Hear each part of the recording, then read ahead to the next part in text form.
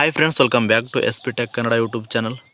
ವೀಕ್ಷಕರೇ, ಈ ಒಂದು ವಿಡಿಯೋದಲ್ಲಿ ನಿಮ್ಮ ಒಂದು ಬ್ಯಾಂಕ್ ಅಕೌಂಟಿಗೆ ಆಧಾರ್ ಲಿಂಕ್ನ ನೀವು ಬ್ಯಾಂಕಿಗೆ ಹೋಗದೆ ಮನೆಯಲ್ಲೇ ಕುಂತ್ಕೊಂಡು ಈ ಒಂದು ಆಧಾರ್ ಲಿಂಕ್ನ ಬ್ಯಾಂಕ್ ಅಕೌಂಟಿಗೆ ಆಧಾರ್ ಲಿಂಕ್ನ ಮಾಡ್ಬೋದು. NPCI ಲಿಂಕ್ ಬಹಳಷ್ಟು ಜನರು ಒಂದು ಬ್ಯಾಂಕ್ಗಳಿಗೆ ಹೋಗಿ ಮಾಡಿಸ್ಬೇಕಾಗಿತ್ತು. ಇವಾಗ ನೀವು ಮನೆಯಲ್ಲೇ ಕುಂತ್ಕೊಂಡು ಈ ಒಂದು NPCI ನಿಮ್ಮ ಒಂದು ಅಕೌಂಟ್ಗೆ ಆಧಾರ್ ಸೀಡಿಂಗ್ನ ಮಾಡಿಸ್ಬೋದು. ಅದು ಯಾವ ರೀತಿ ಅಂತ ಈ ಒಂದು ವಿಡಿಯೋದಲ್ಲಿ ಸಂಪೂರ್ಣವಾಗಿ ತಿಳಿಸ್ಕೊಡ್ತಾ ಇದ್ದೀನಿ. ಅದಕ್ಕಾಗಿ ಈ ಒಂದು ವಿಡಿಯೋ ಭಾಳ ಯೂಸ್ಫುಲ್ ಆಗಿರುವಂಥದ್ದು ಮತ್ತು ಇನ್ಫಾರ್ಮೇಟಿವ್ ಆಗಿರುವಂಥದ್ದು.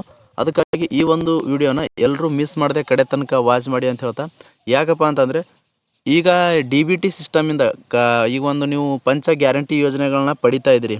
ಅನ್ನಭಾಗ್ಯ ಯೋಜನೆ ಹಣ ಆಗಿರ್ಬೋದು, ಗೃಹಲಕ್ಷ್ಮಿ ಹಣ ಆಗಿರ್ಬೋದು. ಈ ರೀತಿಯಾಗಿ ನೀವು ಹಣ ಪಡಿಬೇಕಂತಂದರೆ ಈ ಒಂದು DBT ಮುಖಾಂತರ ನಿಮಗೆ ಒಂದು ಹಣನ ಬರ್ತಾ ಇರುವಂಥದ್ದು. ಡೈರೆಕ್ಟ್ ಬೆನಿಫಿಷರಿ ಟ್ರಾನ್ಸ್ಫರ್ ಅಂತ ನಿಮ್ಮ ಒಂದು ಆಧಾರ್ ಕಾರ್ಡ್ ಯಾವ ಒಂದು ಬ್ಯಾಂಕ್ ಅಕೌಂಟಿಗೆ NPCI ಆಗಿರುತ್ತೆ, NPCI ಮ್ಯಾಪಿಂಗ್ ಆಗಿರುತ್ತೆ, ಅದರ ಮುಖಾಂತರ ನಿಮ್ಮೊಂದು ಆ ಅಕೌಂಟಿಗೆ ಈ ಒಂದು ಹಣನ ಬರುವಂಥದ್ದು. ಈ ಒಂದು ಗ್ಯಾರಂಟಿ ಯೋಜನೆಗಳಲ್ಲದೆ ಸರ್ಕಾರದಿಂದ ಯಾವುದೇ ರೀತಿಯಾಗಿರ್ತಕ್ಕಂಥ ಒಂದು ನಿಮಗೆ ಒಂದು ಹಣನ ಬರಬೇಕಂತಂದರೆ ಈ ಒಂದು NPCI ಮ್ಯಾಪಿಂಗ್ ಆಗಿರಲೇಬೇಕು ಕಡ್ಡಾಯವಾಗಿ. ಈ NPCI ಮ್ಯಾಪಿಂಗ್ ಆಗಿಲ್ಲ ಅಂತಂದರೆ ನಿಮಗೆ ಯಾವುದೇ ರೀತಿಯಾಗಿರ್ತಕ್ಕಂಥ ಒಂದು DBT ಮುಖಾಂತರ ಒಂದು ಹಣನ ಬರುವುದಿಲ್ಲ. ಅದಕ್ಕಾಗಿ ಈ ಒಂದು DBT ಬಹಳಷ್ಟು ಒಂದು ಮುಖ್ಯವಾಗಿರುವಂಥದ್ದು. ನಿಮ್ಮ ಒಂದು ಅಕೌಂಟಿಗೆ DBT ಮುಖಾಂತರ ಒಂದು ಆಧಾರ್ ಸೀಡಿಂಗ್ ಮಾಡುವುದು ಬಹಳ ಮುಖ್ಯವಾಗಿರುವಂಥದ್ದು. ಅದಕ್ಕಾಗಿ ಈ ಒಂದು ವಿಡಿಯೋದಲ್ಲಿ ಆನ್ಲೈನಲ್ಲೇ ನೀವು ಒಂದು ಮನೆಯಲ್ಲೇ ಕುಂತ್ಕೊಂಡು NPCI ಮ್ಯಾಪಿಂಗ್ನ ಯಾವ ರೀತಿ ಒಂದು ಮಾಡೋದು ಅಂತ ಸಂಪೂರ್ಣವಾಗಿ ತಿಳಿಸ್ಕೊಡ್ತಾ ಇದ್ದೀನಿ. ಅದಕ್ಕಾಗಿ ಈ ಒಂದು ವಿಡಿಯೋನ ಎಲ್ಲರೂ ಕೂಡ ಕಡೆ ತನಕ ವಾಚ್ ಮಾಡಿ ಅಂತ ಹೇಳ್ತಾ, ಬನ್ನಿ ವೀಕ್ಷಕರೇ, ಈ ಒಂದು ಹೊಸ NPCI ಮ್ಯಾಪಿಂಗ್ ಮಾಡೋದು ಯಾವ ರೀತಿ ಅಂತ ಸಂಪೂರ್ಣವಾಗಿ ತಿಳಿಸ್ಕೊಡ್ತಾ ಇದ್ದೀನಿ. ಅದಕ್ಕೂ ಮುಂಚೆ ಇನ್ನೂ ಯಾರು ನಮ್ಮ ಒಂದು ಚಾನಲ್ಗೆ ಸಬ್ಸ್ಕ್ರೈಬ್ ಆಗಿಲ್ವೋ, ಈ ರೀತಿಯಾಗಿ ಸಬ್ಸ್ಕ್ರೈಬ್ ಬಟನ್ ಇರುತ್ತೆ, ಸಬ್ಸ್ಕ್ರೈಬ್ ಮಾಡಿ. ಮತ್ತೆ ಒಂದ್ಸರಿ ಆ ಒಂದು ಸಬ್ಸ್ಕ್ರೈಬ್ ಅನ್ನೋ ಆಪ್ಷನ್ ಮೇಲೆ ಕ್ಲಿಕ್ ಮಾಡಿ. ಕ್ಲಿಕ್ ಮಾಡಿದ ನಂತರ ಇಲ್ಲಿ ಆಲ್ ಅನ್ನೋ ಆಪ್ಷನ್ನ ಸೆಲೆಕ್ಟ್ ಮಾಡ್ಕೊಳ್ಳಿ. ಈ ರೀತಿ ಮಾಡೋದ್ರಿಂದ ಮುಂದೆ ನಾವು ಯಾವುದೇ ರೀತಿಯಾಗಿರ್ತಕ್ಕಂಥ ಹೊಸ ಮಾಹಿತಿಗಳು ನಮ್ಮ ಒಂದು ಚಾನಲ್ ಮೇಲೆ ಅಪ್ಲೋಡ್ ಮಾಡಿದರೆ ನಿಮಗೆ ಮೊದಲಿಗೆ ನೋಟಿಫಿಕೇಷನ್ ಆಗಿಬರುತ್ತೆ. ಆ ಒಂದು ನೋಟಿಫಿಕೇಷನ್ ಕ್ಲಿಕ್ ಮಾಡೋ ಮುಖಾಂತರವಾಗಿ ಆ ಒಂದು ಮಾಹಿತಿಗಳನ್ನು, ವಿಡಿಯೋಗಳನ್ನು ನೀವು ಮೊದಲಿಗೆ ನೋಡ್ಬೋದು ಅಂತ ಹೇಳ್ತಾ, ಬನ್ನಿ ವೀಕ್ಷಕರೇ ವಿಡಿಯೋನ ಶುರು ಮಾಡೋಣ. ಇಲ್ಲಿ ನೋಡ್ಕೊಳ್ಬೋದು, ನಿಮ್ಮ ಒಂದು ಬ್ರೌಸರಲ್ಲಿ NPCI ಅಂತ ಟೈಪ್ ಮಾಡಿ. ಟೈಪ್ ಮಾಡಿದ ನಂತರ ಈ ರೀತಿಯಾಗಿರ್ತಕ್ಕಂಥ ವೆಬ್ಸೈಟ್ ಓಪನ್ ಆಗುತ್ತೆ. ಇಲ್ಲಿ ನೋಡ್ಕೊಳ್ಬೋದು, ಈ ಒಂದು ವೆಬ್ಸೈಟ್ ಮೇಲೆ ಕ್ಲಿಕ್ ಮಾಡಿ. NPCI ಅಂತ ಇದೆ.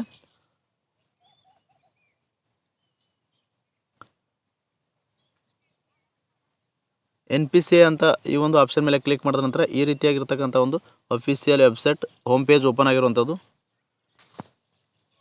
ಇಲ್ಲಿ ನೋಡ್ಕೊಳ್ಬೋದು ನೀವು.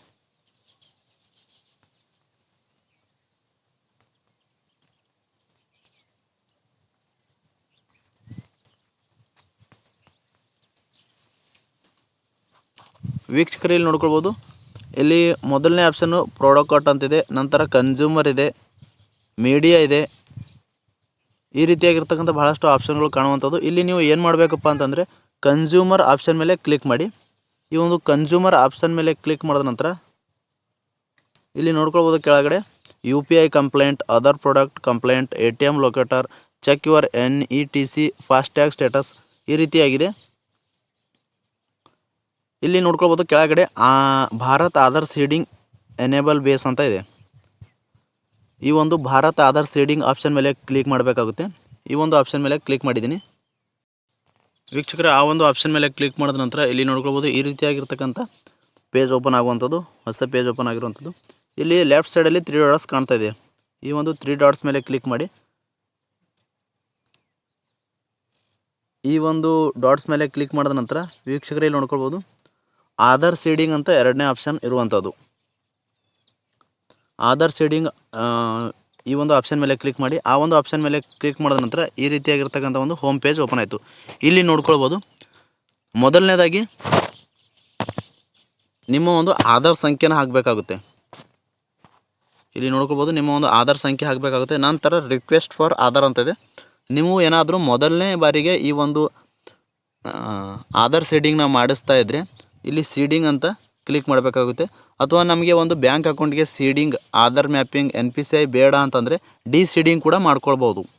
ಡಿ ಸೀಡಿಂಗ್ ಆಪ್ಷನ್ನ ಸೆಲೆಕ್ಟ್ ಮಾಡಬೇಕಾಗುತ್ತೆ. ನಂತರ ಸೀಡಿಂಗ್ ಅಂತ ಆಪ್ಷನ್ನ ಸೆಲೆಕ್ಟ್ ಮಾಡ್ಕೊಳ್ಳಿ. ನಂತರ ಸೆಲೆಕ್ಟ್ ಯುವರ್ ಬ್ಯಾಂಕ್ ಅಕೌಂಟ್ ಅಂತ ಇದೆ. ಸೆಲೆಕ್ಟ್ ಯುವರ್ ಬ್ಯಾಂಕ್ ಅಂತ ಇದೆ. ನಿಮ್ಮ ಒಂದು ಬ್ಯಾಂಕ್ ಯಾವುದಾಗಿರುತ್ತೆ ಆ ಒಂದು ಬ್ಯಾಂಕ್ನ ಸೆಲೆಕ್ಟ್ ಮಾಡ್ಕೊಳ್ಬೇಕಾಗುತ್ತೆ. ನಿಮ್ಮ ಒಂದು ಬ್ಯಾಂಕನ್ನ ಸೆಲೆಕ್ಟ್ ಮಾಡ್ಕೊಂಡ ನಂತರ ಇಲ್ಲಿ ನೋಡ್ಕೊಳ್ಬೋದು ಫ್ರೆಶ್ ಸೀಡಿಂಗ್ ಅಂತ ಸೀಡಿಂಗ್ ಟೈಪ್ ಇದೆ. Fresh seeding movement within the same bank with another account ಅಂತ ಇದೆ. ನೆಕ್ಸ್ಟ್ ಮೂರನೇ ಆಪ್ಷನ್ ನೋಡ್ಬೋದು movement from one bank to other bank ಅಂತ ಇದೆ.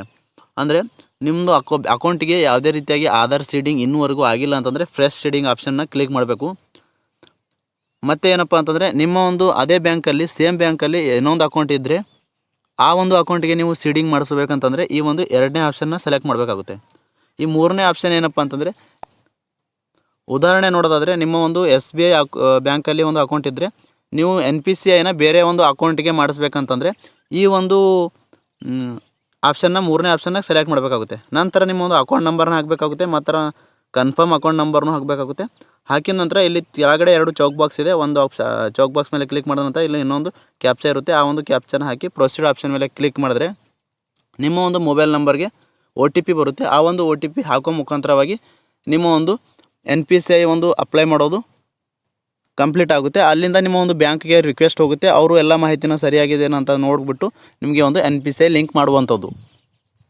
ಈ ರೀತಿಯಾಗಿ ಮನೆಯಲ್ಲೇ ಕುಂತ್ಕೊಂಡು ನೀವು ಸುಲಭವಾಗಿ ಈ ಒಂದು NPCI ಮ್ಯಾಪಿಂಗ್ನ ಮಾಡ್ಕೊಳ್ಬೋದು ವೀಕ್ಷಕರೇ.